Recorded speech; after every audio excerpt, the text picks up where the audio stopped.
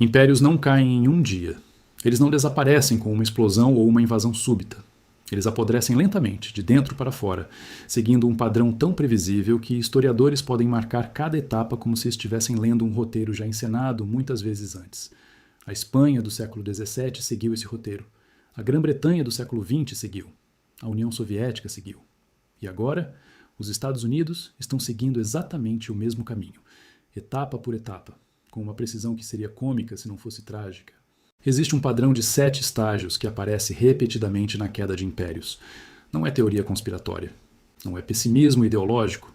É observação empírica de como o poder concentrado eventualmente se autodestrói. E se você olhar honestamente para onde os Estados Unidos estão agora, a conclusão é inescapável.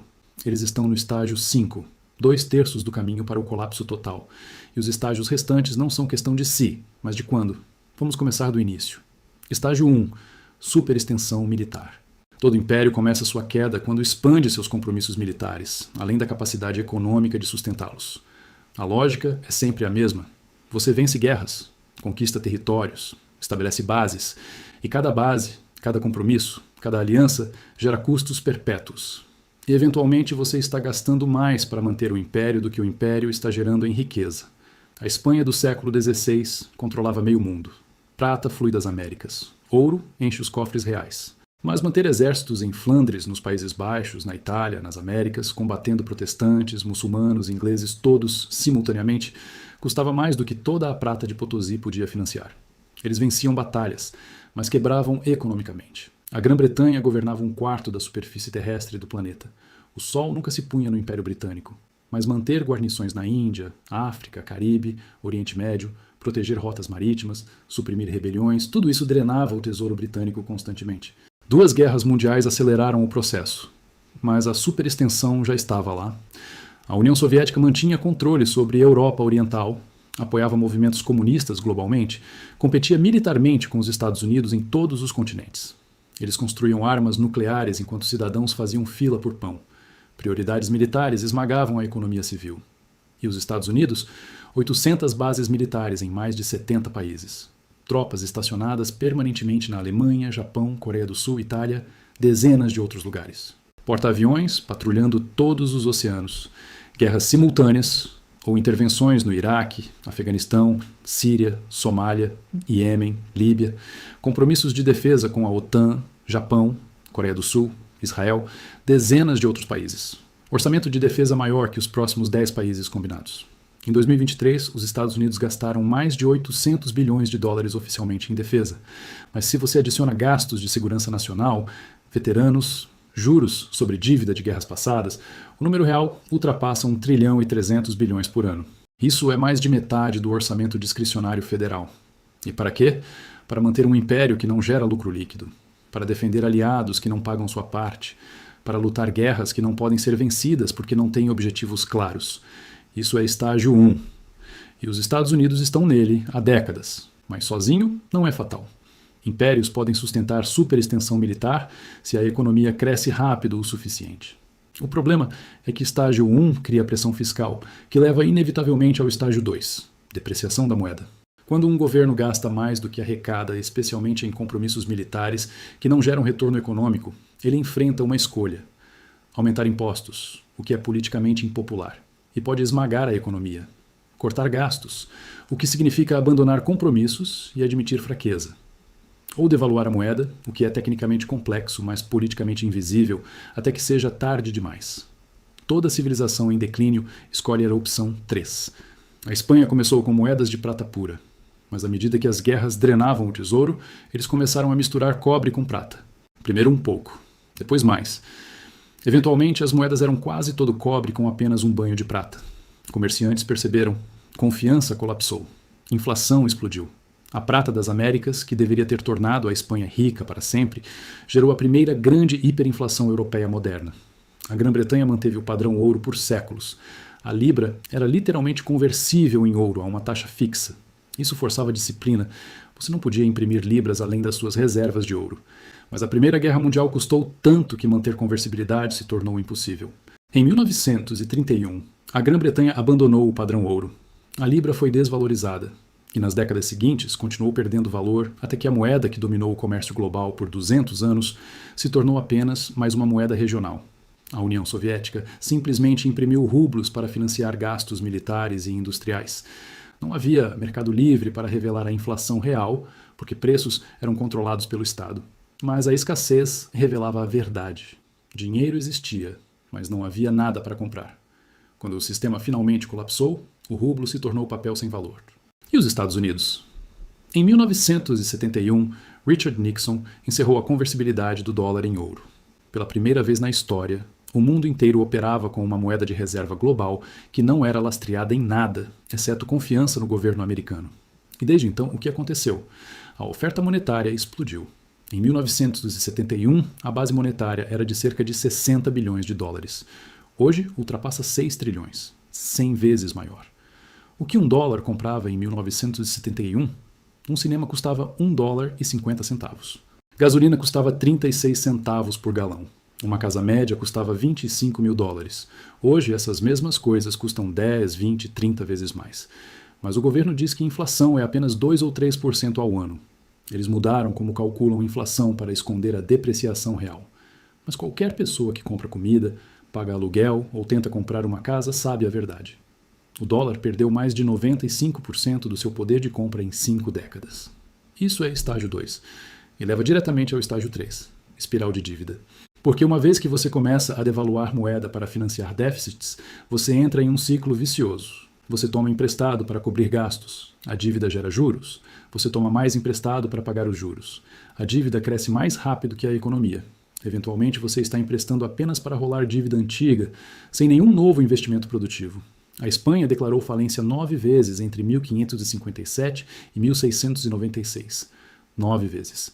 Cada vez, eles reestruturavam a dívida, prometiam disciplina fiscal, tomavam emprestado de novo e repetiam o ciclo. Eventualmente, ninguém mais emprestava. O império colapsou financeiramente antes de colapsar militarmente. A Grã-Bretanha acumulou dívidas massivas durante as guerras napoleônicas, a Primeira Guerra Mundial e a Segunda Guerra Mundial. Em 1945, a dívida britânica era 250% do PIB. Era impagável. Então eles inflaram a moeda, desvalorizaram a libra repetidamente e, essencialmente, confiscaram riqueza dos credores através de erosão monetária. A União Soviética, tecnicamente, não tinha dívida externa grande porque ninguém emprestava para eles. Mas, internamente, o Estado essencialmente operava em déficit perpétuo, imprimindo dinheiro para cobrir. Quando o sistema colapsou, todas essas obrigações se revelaram sem valor. E os Estados Unidos? A dívida nacional ultrapassa 35 trilhões de dólares. Apenas os juros sobre essa dívida agora excedem 1 trilhão de dólares por ano. Pense nisso. 1 trilhão de dólares anualmente apenas em juros. Não paga 1 centavo do principal. Apenas mantém a dívida viva. E com taxas de juros subindo, esse número vai crescer. Aqui está a matemática brutal. O PIB dos Estados Unidos cresce entre 2% e 3% ao ano em anos bons. A dívida está crescendo entre 5% e 7% ao ano.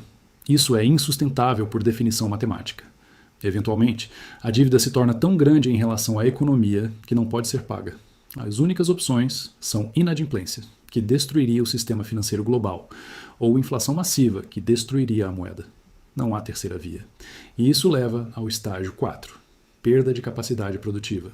Porque enquanto todo esse dinheiro está sendo impresso e emprestado, a base econômica real que sustenta o império está encolhendo. Impérios em declínio sempre seguem o mesmo padrão. Eles terceirizam produção, importam bens, exportam dinheiro. E gradualmente, a capacidade de realmente fazer coisas desaparece. A Espanha inundada com prata parou de produzir internamente. Por que fabricar roupas ou ferramentas quando você pode simplesmente comprar da Inglaterra ou Países Baixos com prata? Mas quando a prata acabou, eles descobriram que não sabiam mais como produzir. Indústrias haviam morrido, artesãos haviam emigrado, a base produtiva estava destruída. A Grã-Bretanha foi a oficina do mundo no século XIX. Eles fabricavam metade do aço global, metade dos têxteis, dominavam construção naval e maquinário, mas ao longo do século XX, manufatura migrou para a Alemanha, Estados Unidos e eventualmente Ásia. Quando Margaret Thatcher desindustrializou a Grã-Bretanha nos anos 80, ela apenas acelerou um processo que já estava em curso há décadas. Hoje, a Grã-Bretanha fabrica pouco. É uma economia de serviços financeiros e consumo importado. A União Soviética nunca desenvolveu uma economia de consumo funcional. Eles produziam tanques e mísseis, mas não podiam produzir alimentos, roupas ou bens de consumo eficientemente. Quando o petróleo, sua única exportação valiosa, caiu de preço nos anos 80, a economia colapsou porque não havia base produtiva diversificada. E os Estados Unidos? Em 1960, manufatura era 27% do PIB americano. Hoje é menos de 11%. Empregos industriais despencaram de 19 milhões em 1979 para 12 milhões hoje, mesmo com a população aumentando mais de 100 milhões de pessoas. Fábricas fecharam. Cadeias de suprimento foram terceirizadas para China, Vietnã, México. Cidades inteiras como Detroit, Cleveland, Baltimore entraram em colapso quando indústrias partiram. Os Estados Unidos agora dependem da China para eletrônicos, medicamentos, terras raras, componentes industriais críticos. Durante a Covid, ficou óbvio. Não podiam fabricar máscaras suficientes, não tinham componentes para ventiladores, cadeias de suprimento globalizadas quebraram e não havia capacidade doméstica para compensar. Isso não é apenas estatística econômica, é vulnerabilidade estratégica. Um país que não pode fabricar seus próprios bens essenciais não é soberano. É dependente. E dependência é fraqueza que adversários podem explorar. Estágio 4. Cria as condições para estágio 5. Decadência social. E é aqui que os Estados Unidos estão agora, de forma inegável e visível. Quando a economia real encolhe, quando bons empregos desaparecem, quando mobilidade ascendente morre, quando dívida sufoca jovens, quando instituições falham, a coesão social desmorona. Espanha do século XVII viu crime explodir, imigração massiva, declínio populacional. Cidades inteiras foram abandonadas. Confiança em instituições colapsou. A Inquisição se tornou mais brutal justamente quando a sociedade estava se desintegrando. Uma tentativa desesperada de impor ordem através de medo. Grã-Bretanha pós-império viu décadas de declínio social. Anos 70 foram marcados por greves massivas, apagões, inflação galopante, violência urbana.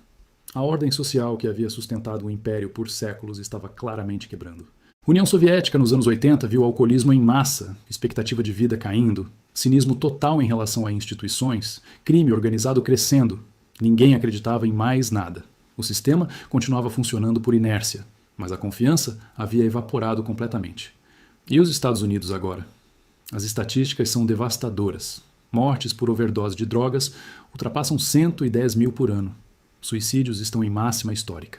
A expectativa de vida caiu por 3 anos consecutivos recentemente. Algo que não acontece em países desenvolvidos, exceto durante guerras ou pandemias.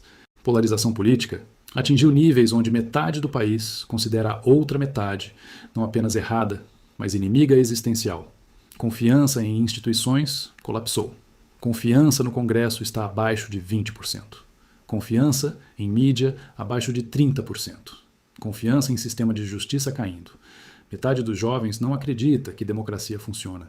Cidades como São Francisco, Los Angeles, Portland têm acampamentos massivos de sem-teto. Lojas fecham porque furto é tão desenfreado que não conseguem operar lucrativamente. Violência armada, embora concentrada em certas áreas, atinge níveis de zona de guerra.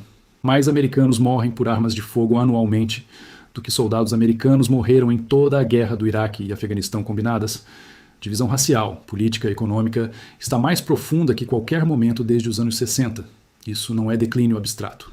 Isso é desintegração social em tempo real. E acontece precisamente porque os estágios anteriores destruíram a base econômica que sustentava a coesão. Quando pessoas não têm futuro econômico, quando mobilidade ascendente é fantasia, quando instituições são vistas como corruptas, sociedade fragmenta. E fragmentação leva aos estágios finais. Estágio 6. Perda de status de moeda de reserva. Isso ainda não aconteceu completamente para os Estados Unidos, mas os sinais estão todos lá. Durante 70 anos, o dólar foi a moeda dominante do comércio global. Petróleo vendido em dólares, commodities cotadas em dólares, reservas mantidas em dólares. Isso deu aos Estados Unidos o que Valéry Giscard d'Estaing chamou de privilégio exorbitante. A capacidade de imprimir dinheiro e fazer o mundo aceitá-lo. Mas esse privilégio está sendo questionado agora, de forma que não era há uma década. China e Rússia conduzem comércio em moedas locais.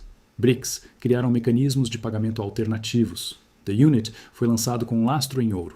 A Arábia Saudita, parceira de 50 anos no sistema petrodólar, agora aceita yuan por petróleo. Quando o status de moeda de reserva vai realmente? Ninguém sabe exatamente, mas o processo já começou. Cada vez que um país diversifica suas reservas para longe do dólar, Cada vez que um acordo comercial é feito sem dólares, cada vez que confiança no sistema financeiro americano é questionada, o processo avança. E uma vez que atinge massa crítica, pode acelerar rapidamente, porque moeda de reserva depende de confiança, e confiança é frágil. Grã-Bretanha perdeu status de reserva da Libra não em um dia, mas ao longo de 3 décadas de desvalorizações, crises e perda de confiança. Estados Unidos estão no mesmo caminho. E quando o status de reserva vai, a capacidade de financiar déficits desaparece. Quem vai comprar dívida americana se dólar não é mais necessário para comércio global? Quem vai aceitar moeda que é impressa sem restrições se não há obrigação de mantê-la? A resposta é ninguém ou apenas a taxas de juros muito mais altas, o que torna a espiral de dívida insustentável. Estágio 7. Colapso. O império perde status de superpotência. Ordem política e econômica é fundamentalmente reestruturada. Isso não significa que o país desaparece. Espanha ainda existe, Grã-Bretanha ainda existe, Rússia ainda existe. Mas eles não são mais impérios, não controlam mais o sistema global. Poder mudou para outro lugar. Como isso se parece para os Estados Unidos? Provavelmente não é invasão militar, não é ocupação estrangeira. É mais provável que seja retirada forçada de bases militares globais, porque não podem mais ser financiadas. Inadimplência parcial em dívida ou inflação massiva que a destrói. Fragmentação interna, possivelmente com alguns estados questionando a autoridade federal. Perda de capacidade de projetar poder globalmente. Crescimento de potências regionais que preenchem o vácuo. Pode levar 5 anos, pode levar 20. História não segue cronogramas precisos, mas a direção está clara. Todos os 7 estágios que destruíram impérios anteriores estão operando agora nos Estados Unidos. 5 já estão completos ou em estágio avançado. Os 2 finais são matematicamente inevitáveis, a menos que mudanças estruturais radicais sejam feitas. E mudanças radicais exigiriam admitir a realidade, exigiriam cortar drasticamente compromissos militares globais. Exigiriam disciplina fiscal que nenhum político quer impor, porque é politicamente suicida. Exigiriam reindustrialização massiva, que levaria décadas. Exigiriam restaurar confiança em instituições que estão profundamente desacreditadas. Exigiriam sacrifício compartilhado em uma sociedade que está fragmentada demais para concordar em qualquer coisa. A probabilidade de tudo isso acontecer é próxima de 0. Então o curso mais provável é continuação até o colapso. Não porque americanos são piores que espanhóis, britânicos ou soviéticos, mas porque impérios seguem padrões estruturais. E esses padrões são muito mais fortes que vontade individual ou superioridade cultural temporária. Aqui está a verdade que ninguém quer ouvir. Não há país excepcional, não há povo escolhido por destino, não há império que dura para sempre. Roma caiu, mongóis caíram, otomanos caíram, todos acreditavam que eram diferentes, que eram especiais, que durariam eternamente, e todos seguiram o mesmo padrão de superextensão, depreciação, dívida, perda produtiva, decadência social e colapso. Os Estados Unidos estão no estágio 5 de 7. A matemática é clara, a história é clara. Os sinais estão todos visíveis. A única questão é se haverá coragem de enfrentar a realidade antes que seja tarde demais. E até agora, não há evidência nenhuma de que haverá.